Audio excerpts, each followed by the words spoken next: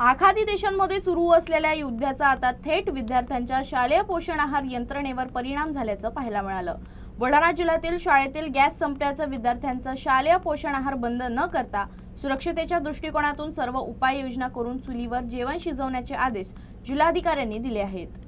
आखाती देशांमध्ये सुरू असलेल्या युद्धामुळे निर्माण झालेला गॅस तुटवड्याचा परिणाम आता शालेय पोषण आहार योजनेवरही होताना दिसत आहे। बुलढाणा जिल्ह्यातील शाळांमध्ये गॅस उपलब्ध नसल्यास विद्यार्थ्यांचं पोषण आहार बंद न करता सुरक्षतेची काळजी घेत चुलीवर स्वयंपाक करून आहार वितरित करण्याचे आदेश शिक्षण विभागानं दिले आहेत। जिल्ह्यातील सुमारे 1985 शाळांमध्ये प्रधानमंत्री पोषण शक्ती योजनेअंतर्गत विद्यार्थ्यांना पोषण आहार दिला जात असून कोणत्याही परिस्थितीत विद्यार्थ्यांचा आहार बंद पडू नये यासाठी ही उपाययोजना करण्यात आली आहे।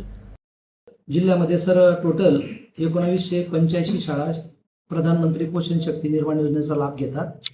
त्या शाळांपैकी 1739 शाळांमध्ये शालेय पोषण आहार शिजवण्यासाठी गॅस उपलब्ध आहे आणि 246 शाळांमध्ये गॅस उपलब्ध नाही आहे।